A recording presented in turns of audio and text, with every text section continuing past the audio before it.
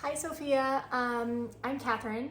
Hello, I'm Ben. It's been such an honor to see your work evolve and throughout these 5 weeks and everything you've put out. We've just so appreciated everything you've created. We're sorry this is our first video. It's been quite a hectic month for us, but we wanted to make sure that we were able to speak to you directly and say, we are honored to see your talent, and you have talent, and we hope that you continue to create. So I'm going to quickly just review what we saw from you in the last 5 weeks, and then Ben can let you know what we thought about this fifth and final week. For me, we just absolutely adored what you put together for Paulina. It was moving, it was concise, it was diverse but interesting. There were at least 2 or 3 times throughout that piece where we both said out loud, wow, cool. So if you can get us thinking in that way, you're really doing something special. Week 2, when you put together, again, a beautiful solo. I think we mentioned in our written feedback that we loved the shaking hand. There were just a few motifs that you created that were really special, and we certainly saw the story you were trying to put together there. So you're very, very talented with the solo work and the skating. Week 3 with the whiteboard was something that we struggled to understand. That was a storyline that we didn't fully connect with, and we hope the written feedback there was helpful.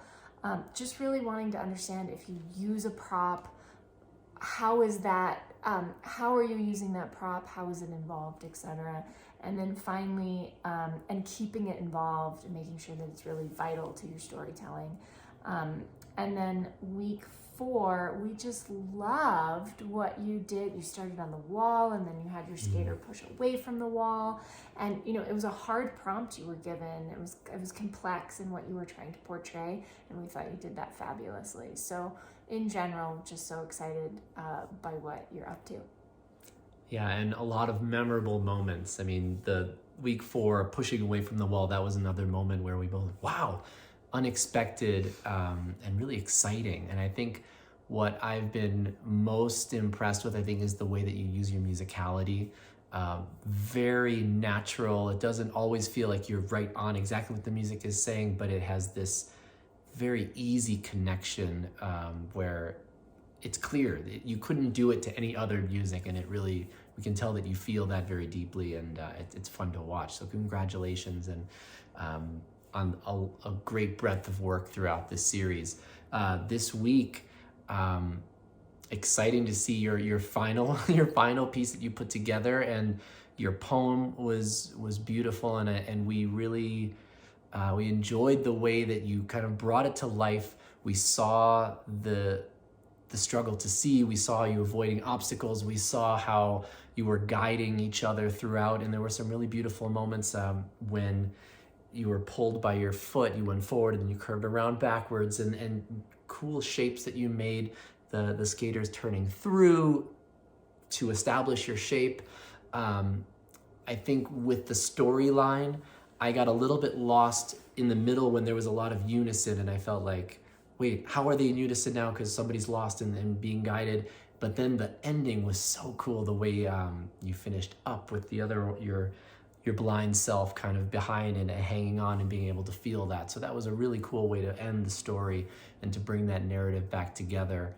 I think as you're using more than one person, you can keep experimenting with different ways of using your shapes. I saw some similarities in the way that you had your 4 aligned, and that can be somewhere where you can really expand on, okay, how can we be in really different arrangements.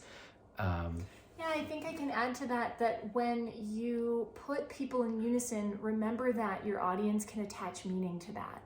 So you created some beautiful movement with the unison, but since we had a story that was given to us, now we're looking for meaning in every turn. So once you have the prompt before we see the actual piece, then we're looking and we're searching. So remember your audience's experience in that way. And we attached meaning to every drag. We attached meaning to Every time the person with their eyes closed was being dragged by someone else and guided by someone else, and then the unison dance, there was unison movement and then two couples coming toward each other. All of a sudden we were questioning what that meant, and we were talking about what it could have meant, and it was fun that there was discussion sparked.